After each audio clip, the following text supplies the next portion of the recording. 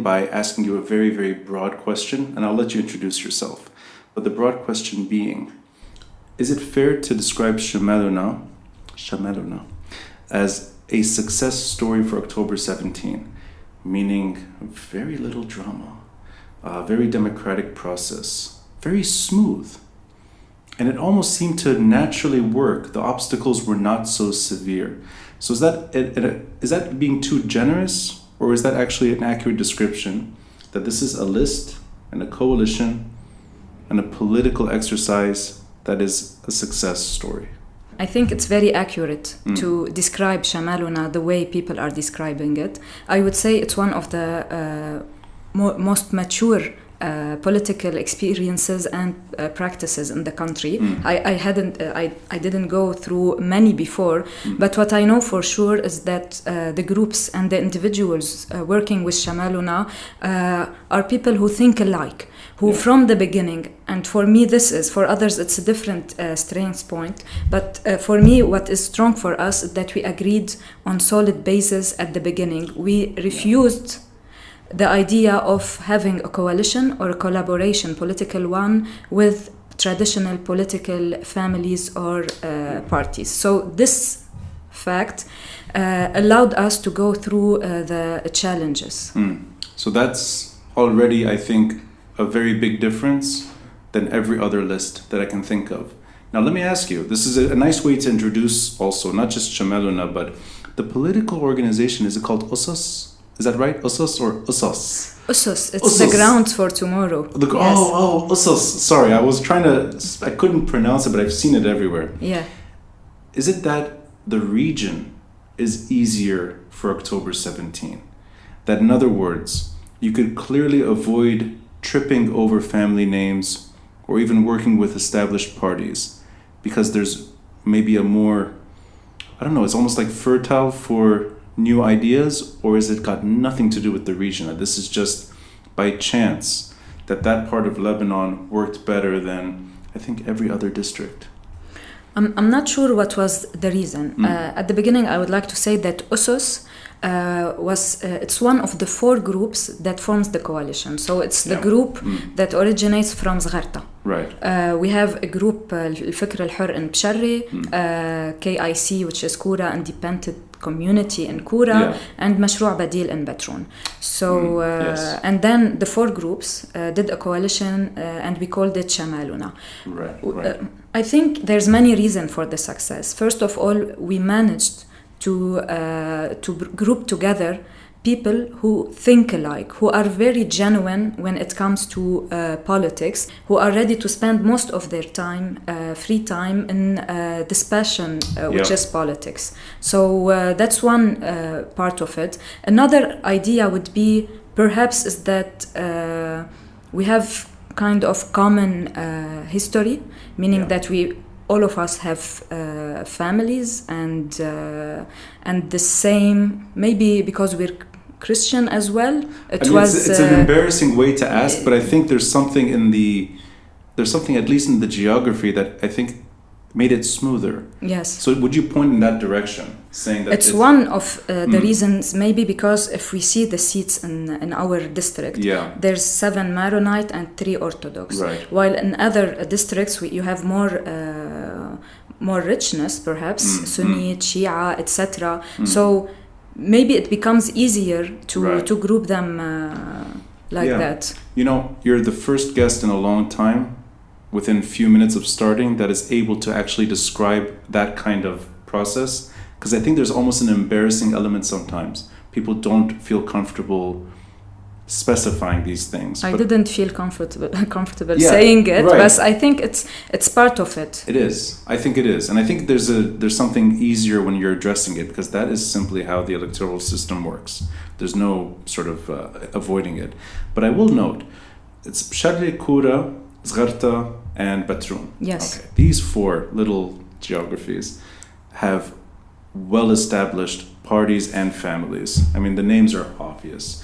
And it's funny because if you go all the way to the top in Bsharri, you imagine the appeal to Samir Jaja is real. Go all the way down from Bsharri to Beirut, and it's Gibran Basir is still, in a way, the shining star. Maybe not to everyone. And I don't think everyone in Bshari loves Samir Jaja. Go in the middle. Kura, Zgharta. I mean, it's, Frangi's name is real. Yeah. And Mawad's name is real. These are all legacies and family names that are so established. So maybe we can start. And I should also say something.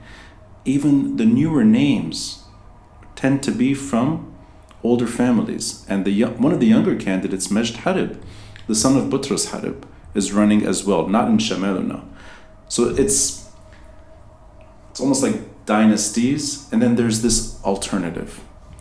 Why do you think this kind of alternative has a chance in one of the most, perhaps one of the toughest political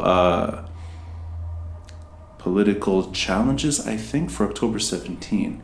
Why do you think that this group or this coalition can actually make it into parliament when there's such a big wall to climb?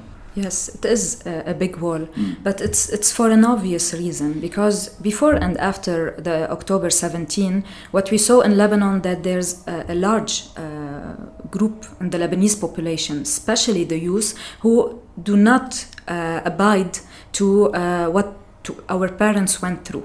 And we can find it in our district, in Bshari, Zgharta, Kura, and Batroun. And here I would say not only we have these families, strong families, but also we have a very hard relationship or challenging relationship, historic relationship between these Caza, especially between Bshari and Zgharta, with Kura, due to the murders that took place, etc.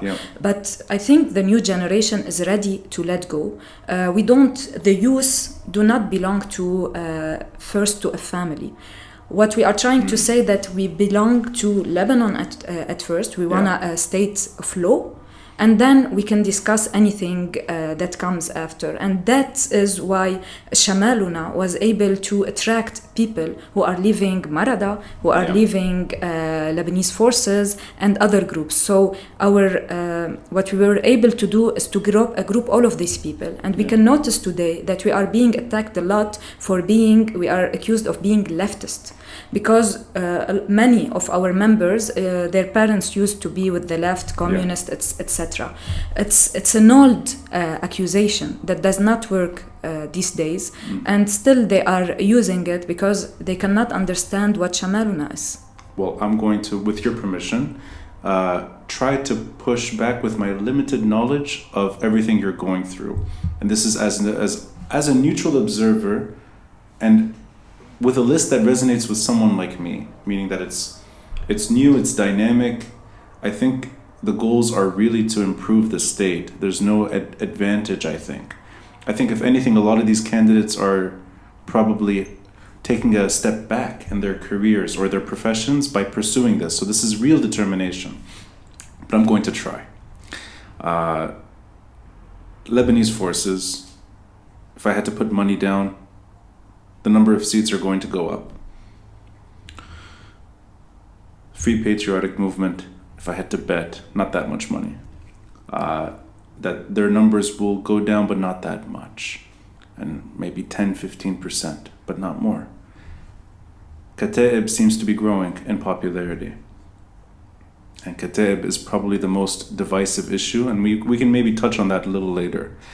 But there are 3 established parties in that area that are either growing, or if they're shrinking somewhat, like the Free Patriotic Movement, it's hard for me to imagine those voters voting for Shamaluna.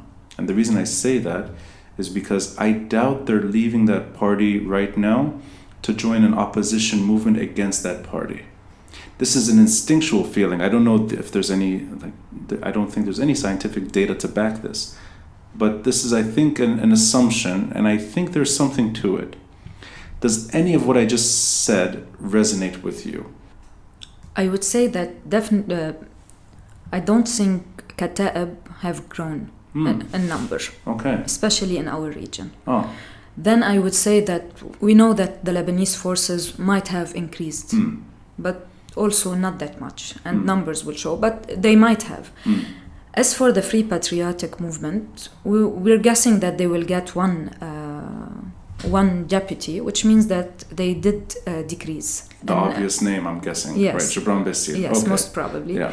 And we did attract people from the Free Patriotic Movement. What we notice is, just to share this with you, when someone from 14 March background comes to Shamaluna, they would ask us about our position regarding Hezbollah, the weapon. Yeah. And when it's someone from the March 8th, whether Marada or Free Patriotic Movement comes, they will also ask us about this issue, because what they try to say is that it's not the only issue. You cannot only focus on it. So we are attracting people because it's not our only issue. It is very major for us. We won't compromise on it, but also we are seeing the corruption, the issue with the banks. So we are able to attract all the different segments of the Lebanese society, because we're not here to attack anyone. We're really trying to offer an alternative in our region, an alternative that is constructive. We have a constructive approach, not one that aims to attack other groups and other parties. And here is the difference in Shamaluna's approach. Well, we're going to get into Shamaluna. We'll get into your own political pursuit. I'm going to save that for a little later, because we've talked about Kataib already in a way. It's these two subjects, Kataib and Hezbollah, I think have dominated the discourse for too long. And I think this is natural because of elections, and there is a real problem, I think, with the way Hezbollah operates. And I don't think Shamaluna is afraid to say that. Actually, they've been probably one of the more vocal coalitions to address it head on. We are. And also acknowledging the long list of other problems. So I appreciate that. But let's go to Kataib. Okay. I mean, you look at the lists, and it does stand out a bit that in the districts described, the chances would have been probably maybe not higher, but that there would have been a guaranteed victory, let's say, had there been some unification. And I'm getting from you that was off the table from the beginning. Yeah. So could you share as much as you'd like over the determination not to work with both Kataib or the so-called independents that are working with Kataib? And this obviously includes Majd Harb, Michel Mawad, the name escapes me now, the third one.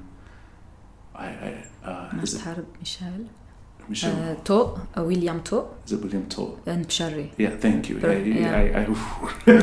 The number 3, I always, So there's these, Shamaluna said no. Just what that discussion was like, and was there any hesitation to say no? Or was it really just, no, if you don't agree with this, you're not in Shamaluna?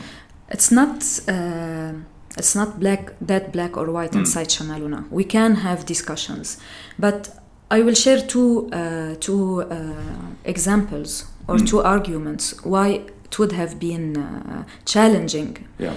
Not only for our region, but I guess for all over Lebanon. The first one is I'm gonna share the result of a survey that we did amongst in the 4 Cazas. So we asked a few questions. Among these questions, we tried to see who is Shamaluna's main supporters. Among Shamaluna's main supporters, what we noticed is that 85% would have not voted for Shamaluna if we were in a coalition with any of the names that you mentioned. I see. So I will start... 85%. 85 of those who supports Shamaluna. Right, yes. Well, that's a very big So number. what I'm trying to say is that the public opinion, which we are part of, does not want that. And I will share a personal experience why I wouldn't accept it and why perhaps the public opinion, the memory, the Lebanese memory in my region would not allow it. For instance, when I was raised, and because when we are raised in a society, etc., in Zgharta, we used to dislike Kataib for reasons what happened in the past, etc., regardless what's true, what's not. I'm going to interrupt you because I have memories of my family from Tripoli telling me stories about Zgharta's problems with Kata'ib. Yes, definitely. Third person problems. But sorry, please keep going. So what I'm trying, it's a point that I'm happy to be sharing because we don't have usually this venue to share. Yeah. So in our collective memory, we have this issue. And on the other end, for us people in Zgharta, there are these traditional families, and when we say we want to go out from them, that's why it makes it more difficult for us to collaborate with them, because you're dealing with the unconscious of people, and you know that the Lebanese did not deal with their past. We're not sure about what's right and what's wrong in our past. So that's why I would say we cannot hold this baggage and put our hands with Kata'ib and lose all of the public opinion, because there's issues that we cannot... That's interesting. So it's a direct cause of civil war memory. It's for me. It's my personal. I gave you at first the numbers we got, so it's scientific.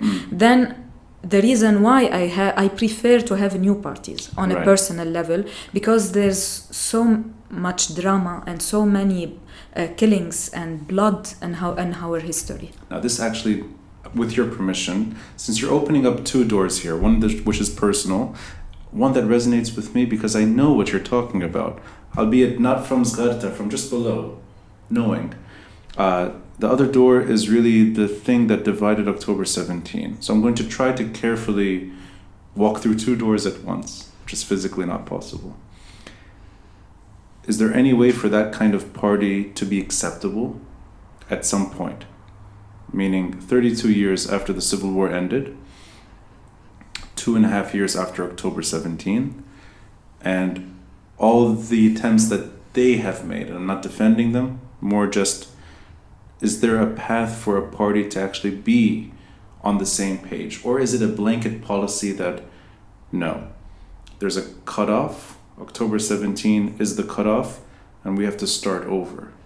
So I'm trying to see if any party could be perhaps one day acceptable to the expectations you've set personally and something like Shamaluna. I think with time things might change, but for now, يعني Kata'ib party 5 years ago or 6 years ago, they were part of the government.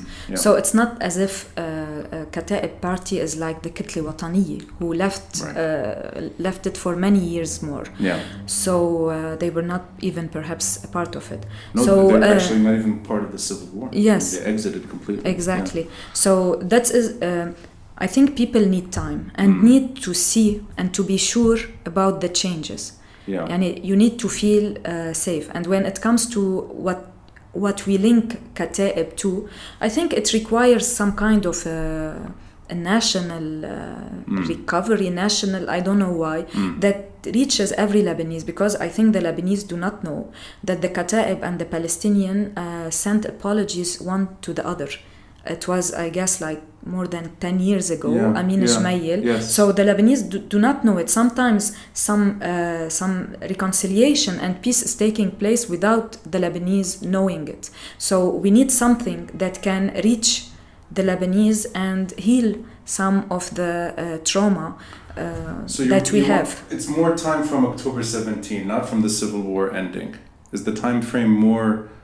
October 17 is the starting point? No, I'm not a person who's very attached to October 17. October 17 is a culmination of a public awareness, public opinion, etc. It's not at all about October 17. It's about the practices. But the reason I'm interrupting you, I know I shouldn't do that, but I'll it's okay. You're friendly enough for me to interrupt. You can slap me after. The poster behind you is from April 14, 1975, and I like that you mentioned Amin Jmail and the Palestinian. I don't remember who the apology was addressed to, but anyway, it's Arafat with Jmail fighting each other, 1975. So that's almost 50 years ago. I don't know if what would the time frame look like for you, and is reconciliation on a national level required beforehand? So in other words, that they've already exchanged apologies the way you described. And it's not a nationally known subject, but you know about it. What could be done for you to sort of make that bridge and cross? Because for me, I'll use the word odd. It's odd that in 2022, we're still talking about everything that went wrong in the Civil War, even when there are some parties or even some individuals that are really making that effort to appeal, and they don't get there. It's almost like it's a 50% victory rather than 100%. So I'm curious, what does it look like for you to be able to see that happening? We need, as I said, we need trust also. It's not only about the trauma and the, for example, still the Jmayil are the people leading in Kataib. So as youth, as young people who want to practice politics, when we look from the outside at this party, I don't see a party that is welcoming, because I don't see accountability. I don't see that the power is moving from people due to charisma or political power. It's still within the family. So at first, I don't see this party as a party that is appealing to youth. So before talking about can we do a reconciliation with this party, it's one of the reasons. Then, as we said, Kataib was in the government a few years ago. So also we need to check. And for me, since I consider myself still as a public opinion, I still can't trust the change that people are talking about. I appreciate that you're saying this very straightforwardly. You know, the only other guest I've heard say it in such a clear way was Maher Abu Shara from Lihaki. And it was after he resigned, or I think it was the day he officially resigned. He sat right there and he eloquently explained his reasons for not willing to marry these two ideas together. And I think there's a fair point made that you're looking for a fresh start. So I respect anyone trying to push against gravity in this country, and I think there's real gravity. Even when, which is interesting, most Kataib members I meet today are young. And I did an episode with Nadim Jmayil recently. Last Sunday it came out. A few months ago with Sami Jmayil. They're both younger than me. Or I think Sami maybe is my age. Nadim is younger. So I feel now like I'm the older one in the room when they're not young anymore. But I sense that party is trying to take I think they're reforming, but they're not appealing to everybody. But I think internally it seems like this is a party that is maybe sometimes struggling, but they're finding a way that seems to have attracted at least half of the October 17 crowd. And the other half have every right not to. So I'm going to get into Shamaluna and get into your own pursuits. I know just from our brief communication that you are fluent in law. You're now pursuing a path which is political and it's taking you to parliament. Ziad Abi Shakir is infatuated with waste management. He calls himself Zabel. I like that. And he actually got me that little gift a few days ago. And I know that's not for voting reasons because I can't vote in Beirut 1. But he's really good at recycling. This is glass work that it's all been recycled, and all the woodwork, everything. He's a very talented individual who goes around fixing potholes across the city. And he wants to go into parliament. And I just can't imagine, it's still hard for me to see that passion performing well in parliament. So I'll ask you a similar question. Your skill set is the least applied. Why would you make any impact in parliament, knowing how bad things are, knowing how other people have tried? Even the pre-October 17 crowd, those few individuals that did try, why are you so adamant in taking this road? I would answer with public interest. I'm a person who's very much attracted, and I believe in public interest compared to private ones. And Yeah. this, I guess, was the story of my career, Yes. at least, where I have always chosen to be serving common interest, shared ones, and not private ones, whether as a lawyer, where I prefer to be a legal consultant working on public policies rather than being a lawyer serving clients and companies. And that's why my experience includes NGOs, UN, etc. Because I'm a person who wants to leave an impact, a good impact in society. I find that the new generation is living circumstances that we did not go through. And we owe them, because we went through better days, we owe them to make it better for them. And I was ready, and that's why today I am a candidate. I was ready to do whatever it takes to keep on this journey. And it was OSOS, my group, who nominated me with big numbers to be their candidate in the elections, among other ones. And at first, I didn't want it. I was an activist with OSOS and Shamaluna. I was leading the external relations with Shamaluna when we initiated it, and I was happy with my job. I have a nice job. I was giving hours per day for Shamaluna and OSOS, and it was enough for me. I was already serving.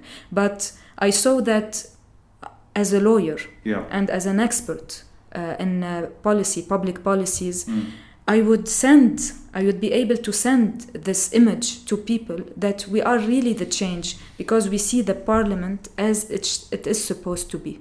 It is supposed to be served by people who are interested by the common good of people and who know about the law. They don't need to be legal experts or lawyers only, but I'm also a person who's aware of the political spectrum in Lebanon. So and in addition, we have a very strong group of hundreds of people, and so I don't see, if I win this election, that it's only Chaden who's going to the parliament. I see that it's the group having this access to the parliament and bringing it back to our villages and to our Caza, the thing that we never witnessed in the history of Lebanon.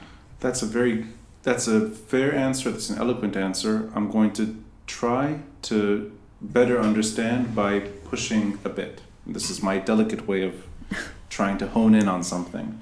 And we're going to get into exactly what Shamaluna really is addressing right now, and in particular the region that you best represent. I'm curious, I'm more and more curious about what Zgharta means to you in a political way, but we'll leave that a little later.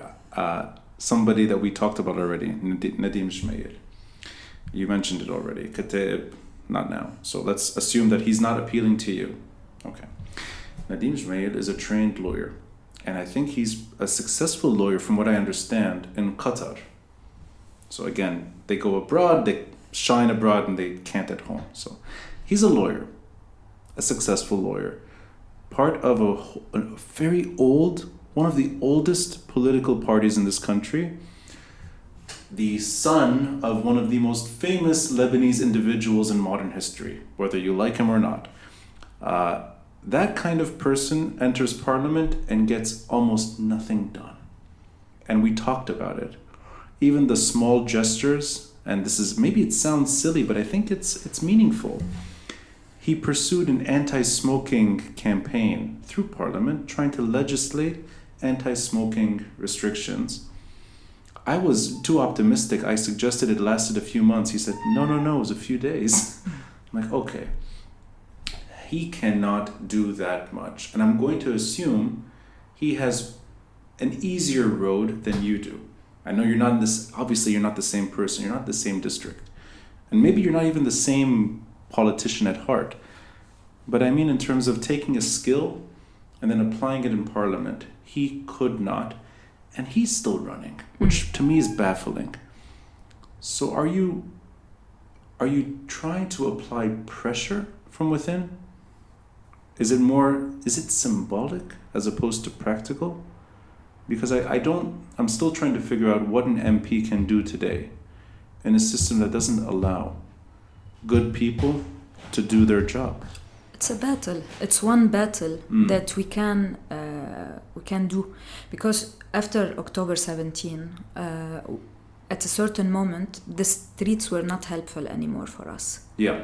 So what's next? We started to do a structure for a political party or coalition in North Lebanon. And it was just for electoral reasons. We're not like we adore the North and we see it as our country or something. So I would answer your question by saying, in addition to our work, there's similar coalitions in all over Lebanon. Yeah. And what we're hoping for is to have a bloc inside the parliament of the different deputies from these groups. And we're hoping to have more than 10. It's one side of the answer.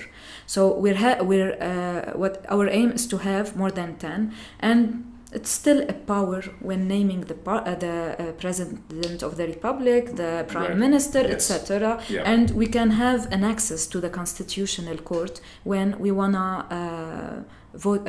When there's law adopted, we can go to the constitutional court with this number of deputies. In addition to that, because we know that we might be facing challenges on the national level. Yeah. There's also the local meaning of the battle we're going through, because our Cazas are marked by traditional parties and families that used to use violence or services with the people. So having a number of votes and being able to have one deputy or two deputies in these Cazas have a symbolic meaning for all of the residents of this region. So in addition to the way we see the work in the parliament with more than 10 deputy and the changes we can bring, because what's changing in Lebanon is also the public opinion. The public opinion now is more aware of what's happening. We are able to ask them, like, for example, we don't vote in Lebanon for a deputy if he's good or if he will do the work of a deputy in the parliament. It's never on this basis that we do it. That's a fair point. You're right. That's now some people are asking this question. Yeah. So already the public awareness is changing, and that's one of the wins that we are doing. You know, I actually that's a very easy to understand reason, but I only try to learn at what that limited power looks like. So I appreciate you're saying something. You set the bar higher than 10, that's an optimistic figure.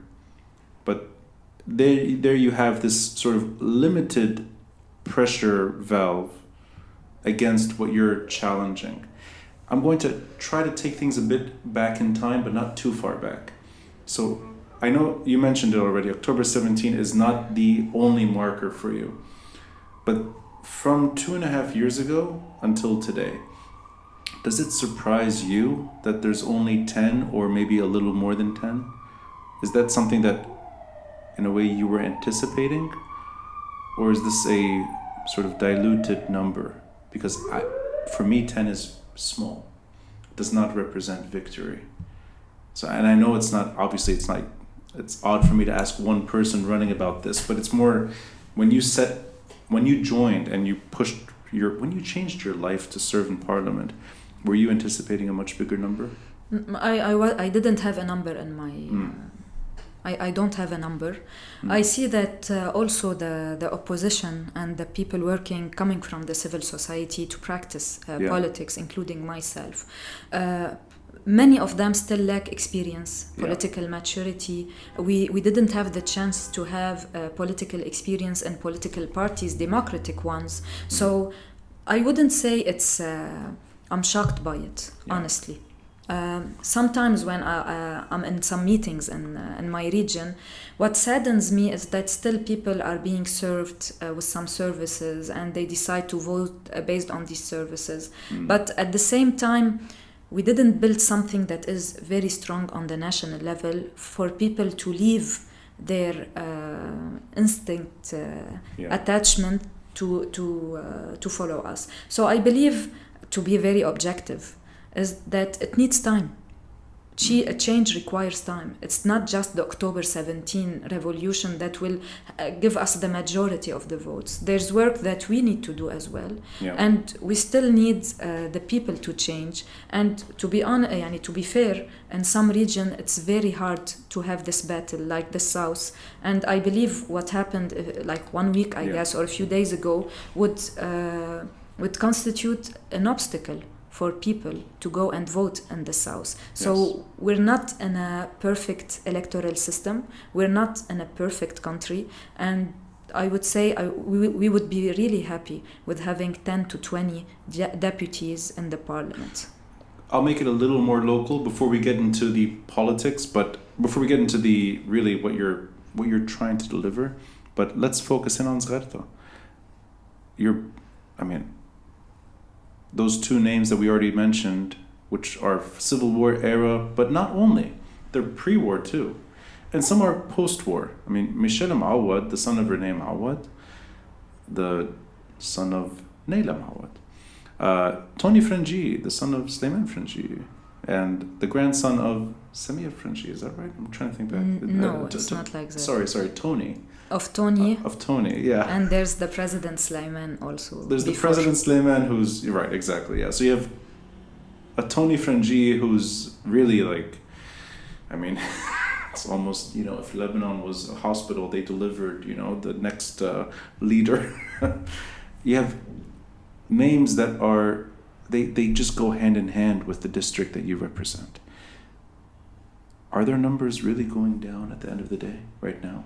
Do you feel it when you talk to any constituents that the appeal to some families has really gone down, where you see a space that is opening up? Because I think if there's anyone to ask this kind of question, it's someone who's representing Zgharta. Yes. And how is it best expressed? Is it that they're not doing their job? Or do they really just want to put it all aside the way you want? No, not the way I wanted. It's not the same. I have more different reasons for why I want to do it. But for the people in general, in our Caza, they are not happy with the way things have been going for the past years. And I would say that especially Marada has lost votes more than other parties in our Caza specifically, especially amongst the youth. Because today the youth have nothing. They have lost everything, and they are leaving to other countries with zero money. They have even not good work or job opportunities. So they have this issue. What they did on the political level, locally and on the national level, I think people are not happy with what happened, and somehow they crossed what their people wanted. So they crossed the limit. What the people wanted in terms of what they wanted in Zgharta, or is it what they wanted, meaning what they wanted for Lebanon? For Lebanon. For Lebanon. Could you explain what that means? I believe that the people are not at ease with what the decisions of Marada leadership was with regards of Hezbollah. Today's, so it's disappointment. One of the disappointments. Okay, others would concern things concerning environment, meaning the garbage issue. Yes, The garbage issue is... we have a big issue in our region, and the way it was dealt with... It was dealt with like we're throwing it next to rivers and obliging the people who live in these areas to accept having it. So, that's the main reason. The issue of Hezbollah, in some cases, I think it was a break dealer for some of them, not all of them, because... you're the first person to suggest this, that there's a disappointment from within Marada. Not all of them, but some of them. Not all of them. Yeah. Some people would defend the issue of Hezbollah, but others, I think people, when you have thousands of your population working in the Gulf countries, you cannot take such a radical role with Hezbollah. It's not politically smart. And that's why sometimes we ask Lebanon to have this policy of hayad. Yes. Neutrality, yes. etc. Yeah. So I think it's one of the reasons. I'm sure that many of the people who are with Marada would say that I know many of them, and I had discussion, they are with Hezbollah. But I know many of those who left who are very disappointed, especially after what happened between Sayyid Hassan Nasrallah, who called Gibran Basil, and Sleiman Frangi. You're offering me to ask questions that I would never ask you, and I was a bit embarrassed to go down this road with you because I know that it's not fair. But you're opening the door, so I'm going to go with you. Let's put ourselves in that room, that meeting that is pretty obvious in terms of elections and maybe even Ba'abda. And then Shamaluna, which is trying to circumvent that. I can see the worst case scenario where these two parties do not interfere with each other and the alternative sinks. And not just the alternative. I think perhaps Kataib and, if anyone, Majd Harib will not make it. So it's not just the alternative in that situation. Is that too negative of a situation, or is that... What do you mean by not interfering? Well,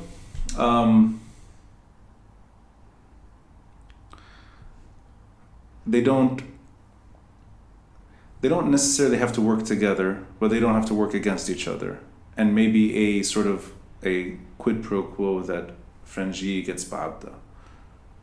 I mean, a situation where the voter that you want to vote for you is not able to express themselves to the point that you win. It's more that it's just everything is stacked against you. For now, we didn't see this impact you mentioned. And I don't think it's happened, but it's in the background. It's this conversation of these two players need to get along for Hezbollah to function the way it functions. But I believe the two players you're mentioning, they have a lot of troubles getting their own deputies. So it's not like we're talking about two sides who have enough votes to make those deals. I think each one of them is struggling to have one deputy on one hand, and the other list may be reaching this third, so perhaps their second candidate in Zgharta would win, otherwise they would lose it. I see. So that's one thing.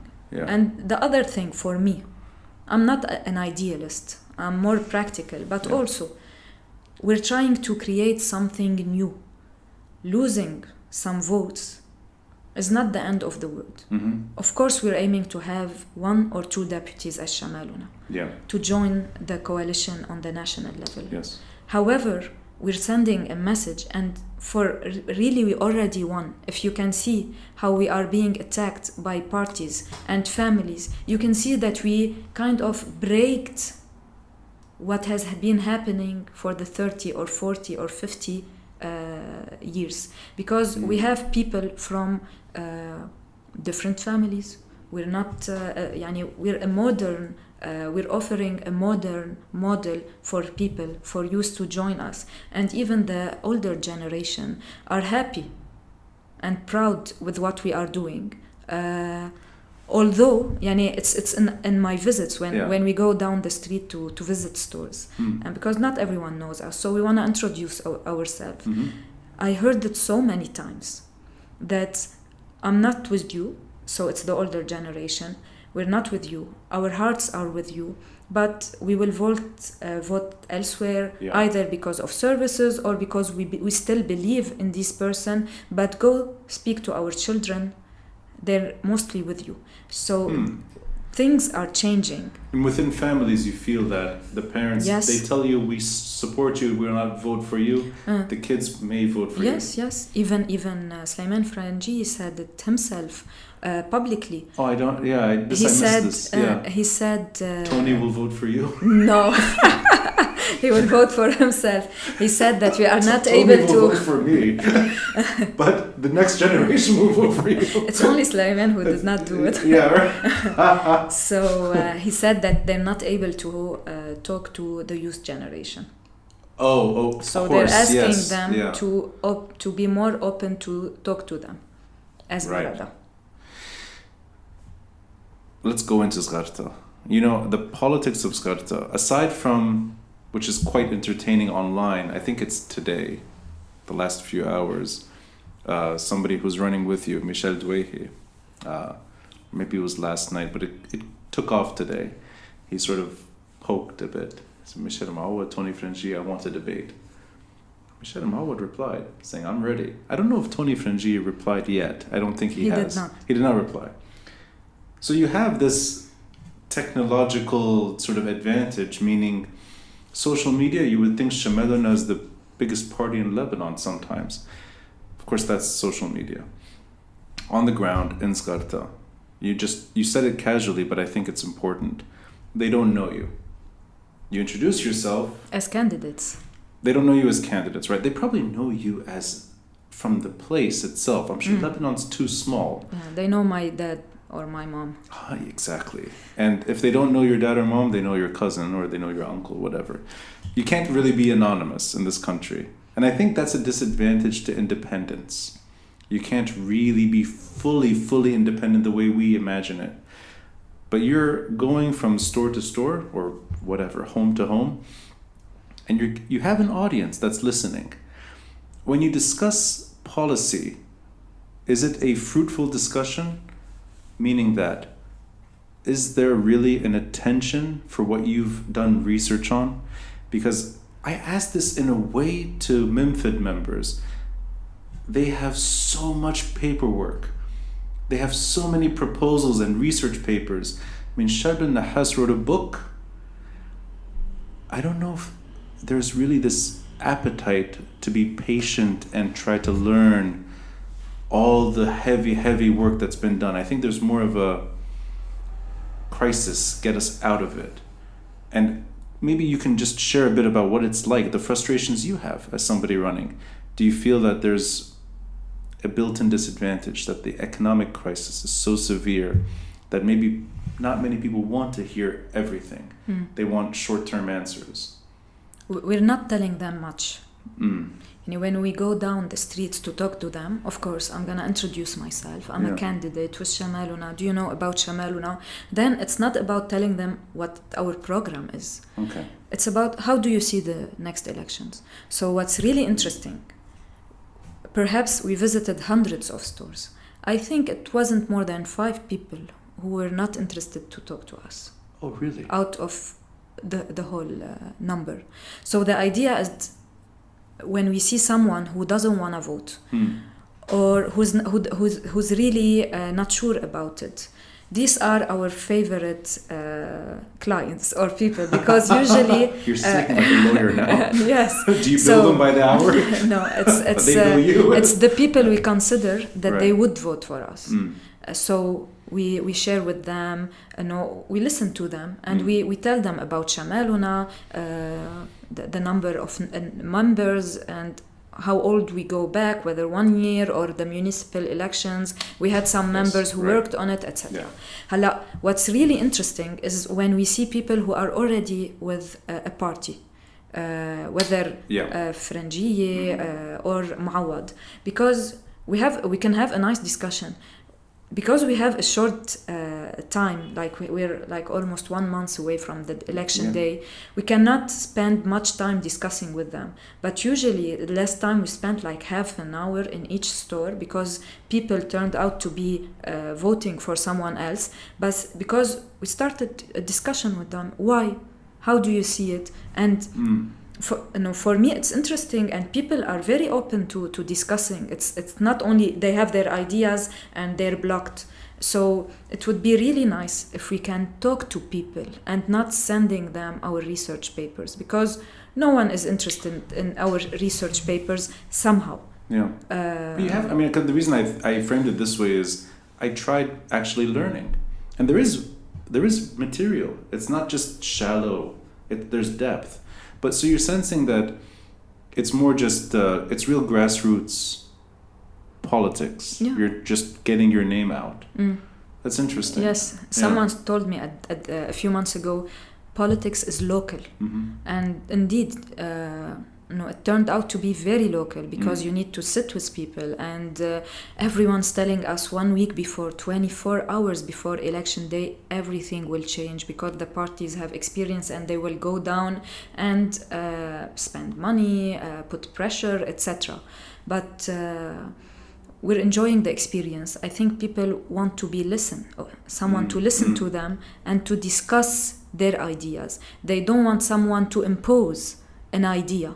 Yeah. So that's the difference, I guess, between having an idea and being so full and sure about it and imposing it on people and seeing them maybe stupid for not accepting it, while everyone want to just discuss so they can move to the next idea and so they don't stay stuck to the idea before. So that's something we're touching on the ground.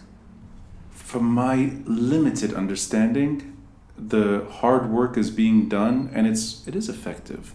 But you mentioned that, yes, the political parties that are known, that are very popular even when they're at a disadvantage. You're absolutely right. This is what they do for a living. How do you circumvent that? I mean, it's less than a month away. Everything you have said, and I don't vote in Zgharta, but it resonates with me. I think a lot of what I've heard on this podcast in the last few months deeply resonates with me. And I also know that maybe we can talk about this a bit, that the chances for even reaching 10 are not that big. I think everything has to line up so well for this moment for it to reach 10, and you're being extra optimistic, more than 10. I see other factors, and this is equally unpleasant, but it's important because we started by even mentioning what you mentioned, the Christian factor. So let's touch on this. I can maybe offer two analogies. You have one political figure who's extremely unpopular on a national level, like Gibran Bassil. And perhaps he lost some appeal in Beirut. Perhaps. He's still winning. This man who was ridiculed on the streets, the chants against him, the sanctions applied on him, he may even make it to Baabda one day. So that's the most disadvantaged politician in Lebanon. He's going to win. How do you survive this in the next few weeks? Is there a last minute strategy to try to amplify the cause? Or is it really just you keep doing the grassroots work, the local work, and you hope for the best? I think, first of all, it's not only the local work that Shamaluna is working on. So there's also an effort on the national level to have like an agreement, at least principles agreement between the different coalition and as many as possible districts in Lebanon, to have these coalitions who would be close to having this unity that the Lebanese people were looking for. So this is one thing that could be helpful when we're going towards the elections. The fact that Gibran Bassil or others have still supporters who would give them a seat, it's out of our hand. What we're trying to do is to inject a new approach, new people, new way of doing things through Shamaluna. Even Michel Mawad, I think Michel Mawad, he did not lose as many voters as Marada or as because of his political stances. So for me, on a personal level, it's not the end of the world if I don't see it a problem if Michel Mawad wins, or because as Shamaluna we were not expecting to have 10 deputies winning. So we know that the others are gonna win. The issue, for example, if we take Gibran Bassil, he will be most probably the only one who's gonna win on his list. So you think so? Most probably. Oh, right. Okay. So that's already a step forward in the long journey. Yes. So it's really just one. Okay.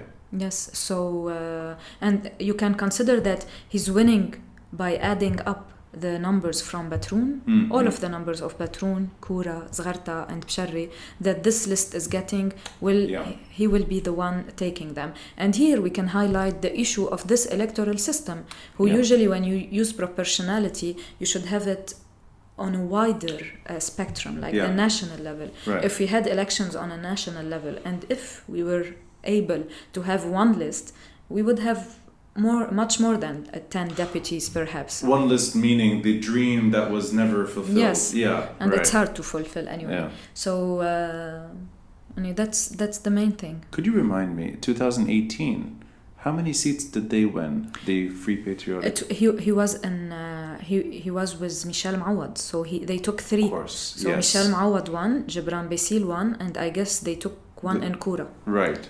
Hariri guy. Attallah. Is that right? Which Hariri guy? I mean, this is maybe not appropriate, but when they were doing that political dance with each other, and I just remember hearing always the Sunni vote went to the third guy. I'm not sure of. I forgot the name. I forgot it too. But they got 3 seats. They got 3 seats, right? Michel Mawad and 2 from the Free Patriotic, I guess. Okay. So now he's gonna be just him. Just himself. Yes. Yeah. I'm sorry to be so hard, but it's just really trying to see through the fog. And I appreciate you even letting me push you on these things. In terms of what Zgharta means to you, and I like the way you said it, the north is not heaven, or sorry, I think you said... it's not a country, we're part... No, it's not we're Lebanese. The kingdom, sure, yeah. But I don't think everyone in Zgharta feels the same way. I think they do think that they are. And you know what? It's my favorite part of the country. And I think it'll always be my favorite part of the country. More to do with the natural beauty than the craziness of the population. You're not crazy. Well, I've met plenty. You're the friendliest one so far. The core issue for Zgharta and what your group, OSOS, and what you can do for Zgharta, what is the biggest pressing concern that you hear? And is it a bridge between national tragedy and what Zgharta is going through? Or is there something more particular to that part of Lebanon? Of course, the main problem in our region, like others, is the livelihood. Mm-hmm. And I think people are keeping it a secret, but I think many families are struggling, and a lot. Yeah. Whether in terms of providing food. In fact, in our visits in houses, they speak about rent, they speak about paying generator, about food, about medicine. So they discuss these issues, and that's why they are very provoked by the politicians. But to be fair, we visit the houses of people who are undecided or people who are interested in our work. So it's normal to hear this feedback. On the other hand, we know that some groups are upset with us because we did not collaborate with them in the elections. And they're like... Is that Kataib stuff? No, there's no many Kataib in Zgharta. It's more the Harakat Istiqlal, Mawad and... those... if we want to go to the local politics, it's more of that that we mostly listen to. And for the supporter of Marada, it's more about you have nothing to say but to be against Hezbollah. We don't do that. If you read our posts, if you check our website, our social media pages, you would see, and that is upsetting because sometimes we receive messages that say you never speak against Hezbollah. Just check our social medias. Sorry. From locals. Locals. Really? From the two sides. Like we listen, or you have never taken a stance regarding banks. We have it, but I can't each day post something about all of these issues. So it's just people, and that is what is disappointing, is that they attack us just because what their leadership is saying. They don't check the facts. So let's say there's a communication issue. Is that something that you faced? And I mean, I'm trying to understand what does... Is it simply just you're not aligning with Mawad and you're not talking about Hezbollah enough? Is that No, it's just about the votes. It's just about the votes, right. We're getting perhaps share that some parties think that they would have got, of course, or the course. name I see. of Shamaluna was able to impose that we're kind of the change in the District 3. So this thing would upset other groups because they wanted to be this brand of change in the region. Now, taking what you just said and assuming you are in parliament and all those people that you persuaded are stunned that it worked. You got in and you're sitting next to I don't want to, it's embarrassing, but I mean, Gibran Basir. I think we can choose our seats. Can you choose your seats? We're not. We're going to put you next to... Is Eli Frizli running? Not sure, but you can put us next to other deputies who won from Shamaluna. Fair enough. Okay, I'll Michel Touahi. I'm going from the exit that says Charcutier on, and then I see Majd Harib. I drive a little further, Layal Boumoussa, and then I turn left, Ouet, and I enter Gibran Basir. So, let's assume all these characters are sitting next to you, and you're in parliament, and your expectations will be quite high. In terms of legislation, do you think that individual ambition and individual responsibility is possible? Or do you think that what's going to happen is just a natural procedure where you have to work with established parties and you have to find some consensus? Because I can't imagine things really changing that much, even if it's 10 or even if it's 15, a very optimistic figure. That at the end of the day, the parties that everyone is complaining about are going to be partners on this journey. And I know that's maybe a hypothetical question, but it's approaching. So how do you see your role in parliament, really, in dealing with the regime and having a few friends that may be with you? What does that look like? When you have a draft law or a project that you're going to be working on, it's normal to be working with the other deputies, regardless who they are, as long as you agree on the draft law and you're not making compromises that would go against your values. So if Hezbollah wants to work on adopting social safety nets and it is within our program, we would definitely work with them. So we don't have this issue.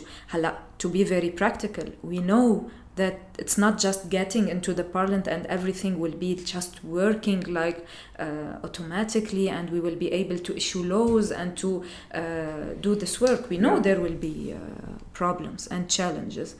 But for us, the difference will be the transparency with our with the population, the lobbying that we will be doing. And I think no one can ignore the role that the Lebanese civil society played in raising awareness all over the country. And I think we can be very helpful in raising the awareness level even higher.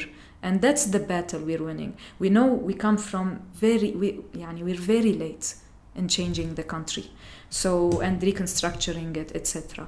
But what we know for sure is that we need to take one step after the other, and it's just another step we're taking. So it's showing what good governance looks like. Yes, and being transparent with our population, because I'm a person who was raised, I work in Beirut, but I am also from the north, etc. And I know that when we were raised, I didn't know what I know now. And I'm sure that the generation who are 16 and 15 years old know much more than what I used to know before. Are you talking about governance here, or is it just... About awareness, the role. There's when we sit, that's also another difference. That there's a gap in generation. The youth always asks me about my program. They want to discuss technical issues with me. While the older generation wants to discuss politics with me. That's interesting. So there is a change. It's not true that there's no change, but it needs time. I think that's actually a very nice way of describing where the shift is, because I've seen this myself. The appetite for real legislation and learning is there. But it's, like you said, it may not be entirely across the youth, but at least it exists in that camp. And I think the older generation is maybe accepting this to a degree too. But even in that atmosphere, I still think it's a long, long journey ahead. And I appreciate that you're suggesting that too, that you said it, you're not an idealist, you're a realist. And I think you need that when you're entering parliament.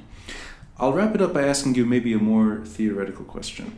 You are very good at the local, and you're a law expert, you're a lawyer.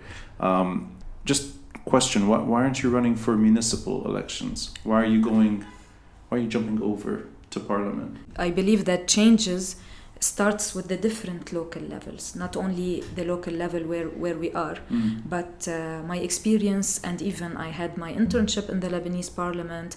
Oh, really? Yes. Oh, you've been there already? Yes. So you're part of the problem. I loved it and I want to go back. Oh, yeah. Wait a minute, hold on. Wait, this actually, I did not know this.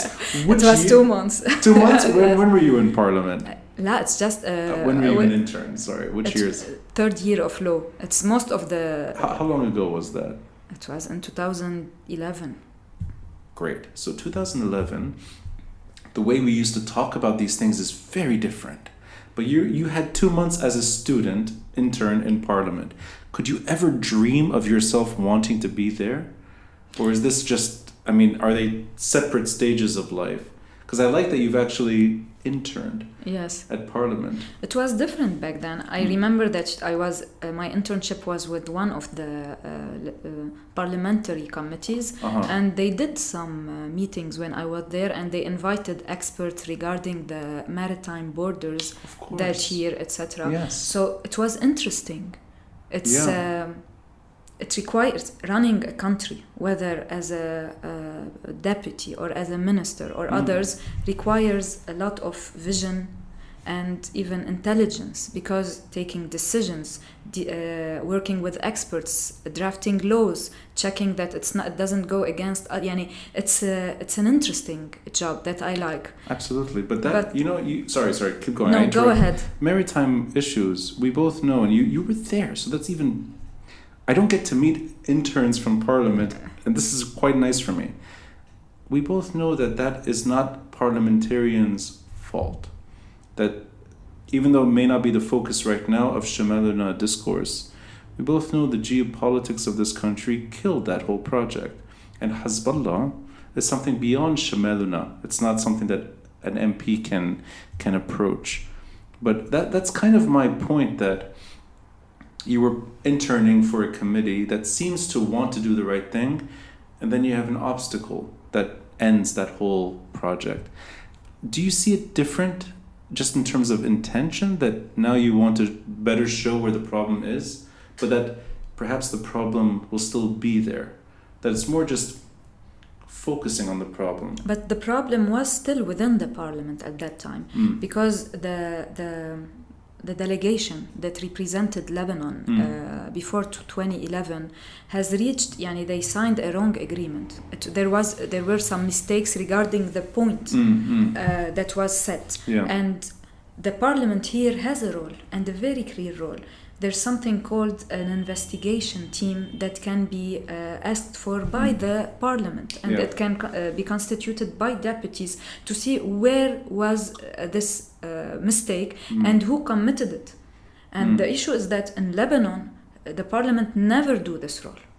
And so what I'm trying to say, there's many authorities that the parliament could have done, and they have not done it, and they were able to hold accountable the people, the delegation, and they did not do it. So it's not as if the parliament did its best, but the mistake came from outside. Right, but that sabotage, is that something that an MP can actually push back against? Because those mistakes that were made are mistakes designed really to stall and then derail. I think it was not really a mistake. It was something sabotage. that intentional. Right. So that's what I mean. An MP that sees it and wants to focus on it. It's not enough to have one, of course. Right. So I guess trying to see what exactly could happen for the better. Is it that you want to increase volume on where the problem is? Yes. Yeah. And that's why I mentioned transparency. Yeah. Because Yeah. and that is what all of the civil society is asking for. For example, why are the committees meeting inside the parliament still secret?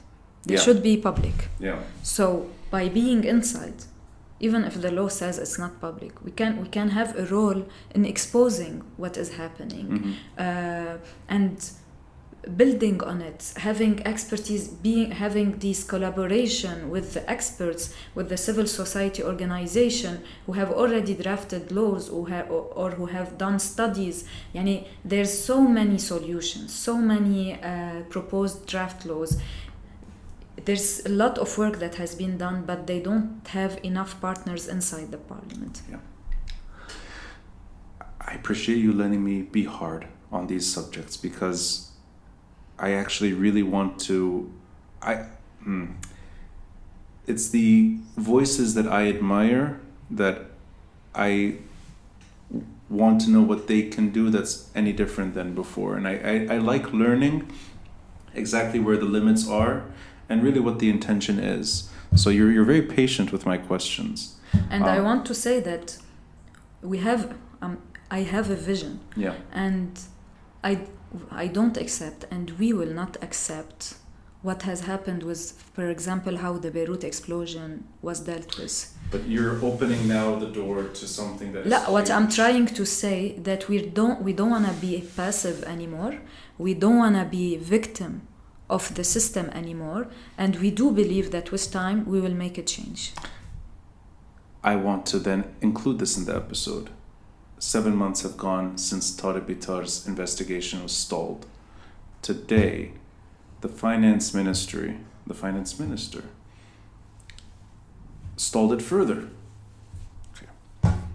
Basic errors, or whatever that means. There's no reason to stall it further. The finance minister, supported by a traditional party. That's maybe the most complimenting way I can describe him. I don't know, I'm like trying to find just straightforward words without prejudice. So, somebody with leverage. He's not it's not sort of just a weak position for a weak leader. This is Yusuf Khalil Nabih Berri. Fine. It's stalled further.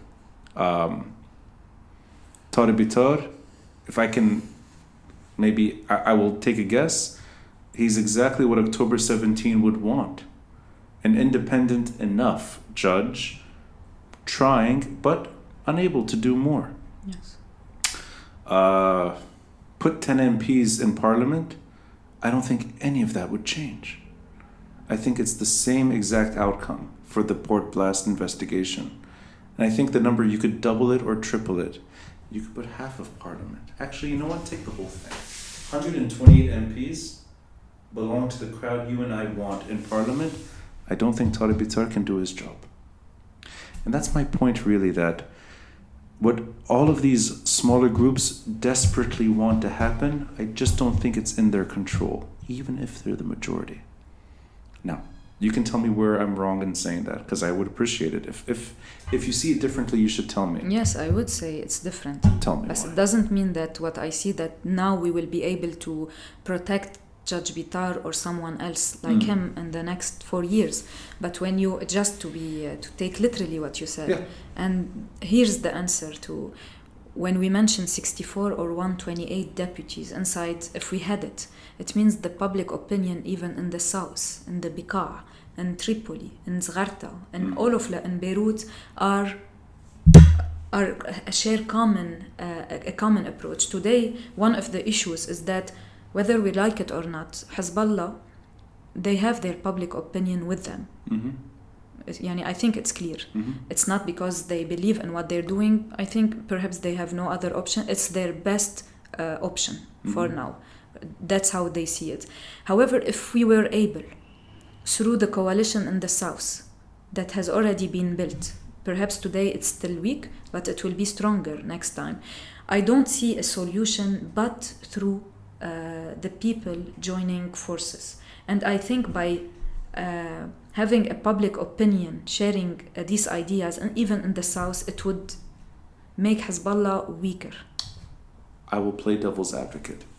Because you're very patient and you're opening doors. I think I shouldn't be anymore. No, you should be. I'm just worried that in this episode nobody will see you properly. I want to make sure that you're visible enough, because otherwise they'll just have to deal with me. All right. And we look like we're both from the same. We are. We're both from the north. Yes. It's like maybe that's the hospital that I was in. Public opinion, I think 95% of Lebanon right now is unable or literally just doesn't want to be in this situation. And you know what? I think the majority of Lebanese are done with Hezbollah. And I think, this is maybe a wild speculation, most Lebanese that live in neighborhoods that are either semi or fully controlled by Hezbollah are done with Hezbollah. Public opinion has shifted dramatically against that group. Public opinion shifted a long time ago. I don't think it changes anything. I wouldn't agree. Tarek Bitar has most of Lebanon behind him. Really? I think when he set off on his journey, I think most Lebanese wanted him to succeed. Even the skeptics, even the group that is perhaps too soft on Hezbollah sometimes, or the regime parties that cannot express their disapproval of Hezbollah for whatever reason. It could be Free Patriotic Movement, could be Marada, could be all of them. I think even if they wanted Tarek Bitar to do more, it's impossible.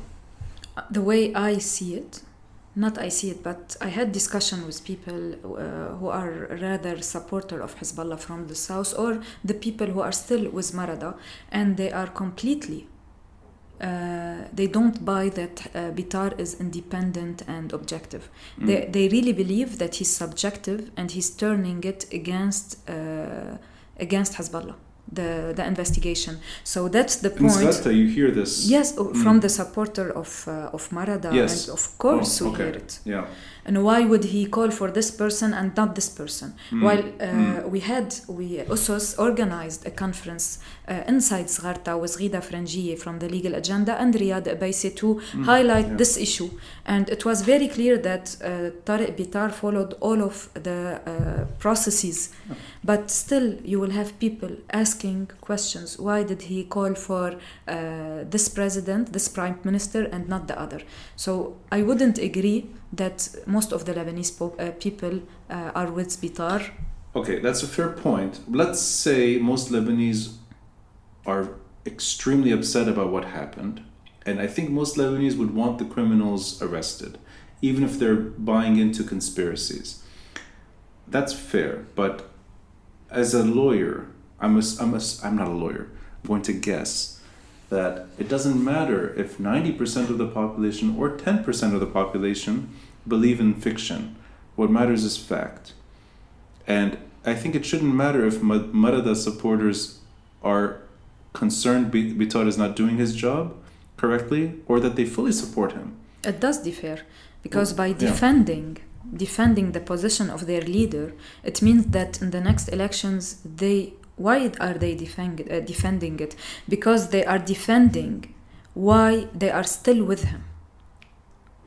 And why they will, because if they tell you, no, he's not right, Bitar is doing a good job. Then if we tell them, then why are you still with this leader? They have no answer. So they prefer. Do you think public opinion would really help Bitar in his situation? It's not about Bitar public opinion. No, they wouldn't change it. For me, and that's why we see so much violence. There's no violence, and no one is aggressive against us in the north. I mean physically, not verbally, because they are. Zgharta is known for its and not much, to be honest. No one attacked me. No one sent me a message. That is a bad message. You should open my Instagram account. Really? Every day. No, really, to be honest. While in the south we saw what's happening. There's a lot of violence. It's fear. What's behind it is fear. So why are they afraid if they feel that their public opinion wouldn't affect them somehow? It's something that will take time. And it's not about doing the right thing inside the parliament. It's about, as groups, as movements, as coalitions all over Lebanon, doing the right thing. And here's what's important. People sometimes say, stop talking, show us some action. That's why we decided in the North that after the election we will be adopting some projects and partnerships with municipalities. Because I'm telling you, it's not only about being a deputy. We're showing people how action brings change. And with time, I'm not saying that people from other places, by observing us, they will like us. It's different. I know it's very complicated. I know Lebanon is very complicated. We, as Lebanese, are doing our best the way we know it, as much as we know, to bring hope to people. And there are many people on the streets who say, you gave us hope. You're saying exactly what a politician in the making should say, and I think everything you've said is an eloquent rebuttal of every question I asked or everything I suggested. I think you're made for it. I kind of got to know you the last few weeks before we started messaging, but just more or less social media and a few interviews you were giving, but it was mostly these Instagram videos that were shared. So it's the language that appeals to me. And I really hope that in these next few weeks, things settle at least enough to where the beginning of this long journey can actually take hold. And whether it's 4 years, 8 years, or even if it's another generation, it's good to see that the change has begun. And I appreciate your optimism. It's not easy to do what you're doing, especially that you have to go back up to Bshari tomorrow. So the fact that you came down to Beirut to talk to me is an honor. So I really appreciate this. And Chaden, it's an honor to get to know you. It's a pleasure. Thank you for hosting me. Tomorrow, you're mentioning Bshari because tomorrow we're launching officially our list, Shamaluna's list from Bshari. That's why there's a lot of work going on in Bshari. Thank you for the opportunity to reach more people. And I hope this discussion will be interesting for the people watching. And thank you for it. You'll be followed by Shabil Nahas and Ziad Abi Shakir. So that's like the three. It's very entertaining episodes. It's an honor to have you on the podcast. Thank you. Thank you.